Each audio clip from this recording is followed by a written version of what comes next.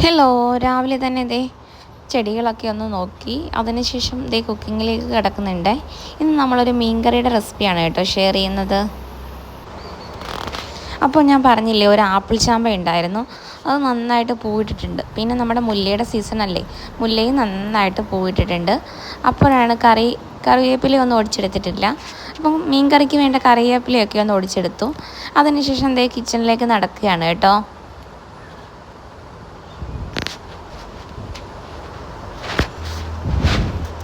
ദേ ദേ മീൻകറിക്ക് വേണ്ടിയിട്ട് മീൻകറി നമ്മളിന്ന് തയ്യാറാക്കുന്നത് ഒരു വറുത്തരച്ച മീൻകറിയുടെ റെസിപ്പിയാണ് കേട്ടോ. അതിനായിട്ട് ഒരു ചീനിച്ചട്ടി വെച്ചിട്ടുണ്ട്. ചീനിച്ചട്ടി നന്നായിട്ട് ചൂടാകുമ്പോൾ അതിലേക്ക് 1 കപ്പ് തേങ്ങയാണ് കേട്ടോ ഇട്ട് കൊടുക്കുന്നത്. ഇനി ഈ തേങ്ങ ഒന്ന് ഷാലോ ഫ്രൈ ആക്കി എടുക്കണേ. ലോ ഫ്ലെയിമിലിട്ട് നമുക്ക് തേങ്ങയൊന്ന് വറുത്തെടുക്കാം.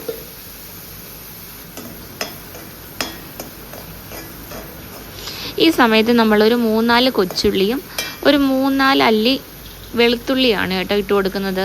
നമുക്ക് ഈ വറുക്കുന്ന തേങ്ങയിലേക്കാണ് കേട്ടോ ഇതിട്ട് കൊടുക്കേണ്ടത്. എന്നിട്ട് നന്നായിട്ട് വറുത്തെടുക്കണേ തേങ്ങ. നമ്മളൊക്കെ കല്യാണം കഴിച്ച് വരുന്നതിന് മുമ്പ് നമ്മുടെ വീട്ടിലൊക്കെ ഉണ്ടാക്കിയ ഒരു ടൈപ്പ് മീൻകറിയാണ് കേട്ടോ.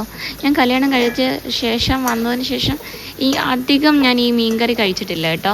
അപ്പോൾ എനിക്കൊരു നൊസ്റ്റാൾജിയാണ് കേട്ടോ ഈ മീൻകറിയൊക്കെ. നമ്മൾ ഒരു വീട്ടിൽ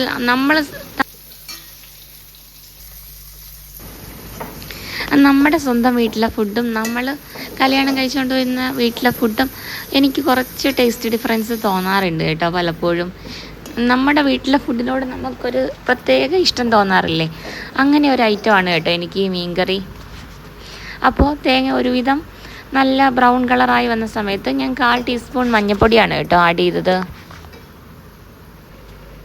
പിന്നെ മുളക് പൊടിയാണ്, പിന്നെ അതേ ഉലുവ ഇട്ടിട്ടുണ്ട്, പിന്നെ മുളക് പൊടി, മല്ലിപ്പൊടി, 1/4 ടീസ്പൂൺ കുരുമുളക് പൊടി, ഇത്രയും പൊടികളാണ് കേട്ടോ ആഡ് ചെയ്തത്. തേങ്ങയൊക്കെ ഏകദേശം നല്ല രീതിയിൽ വറുത്ത് വന്നിട്ടുണ്ട്. ഈ സമയത്ത് നമുക്ക് ഫ്ലെയിം ഓഫാക്കി കൊടുക്കണം. ഇനി ഇത് നന്നായിട്ടൊന്ന് തണുത്ത് കഴിഞ്ഞതിന് ശേഷം ആവശ്യത്തിനുള്ള വെള്ളവും കൂടി ആഡ് ചെയ്ത് മിക്സിയുടെ ജാറിലേക്ക് ഇട്ട് ഒന്ന് നന്നായിട്ട് അരച്ചെടുക്കണേ.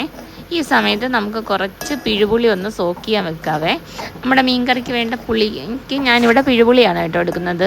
നിങ്ങളുടെ കയ്യിൽ കുടംപുളി ഉണ്ടെങ്കിൽ കുടംപുളി എടുക്കാം, അല്ലെങ്കിൽ തക്കാളി ആഡ് ചെയ്ത് കൊടുക്കാം കേട്ടോ.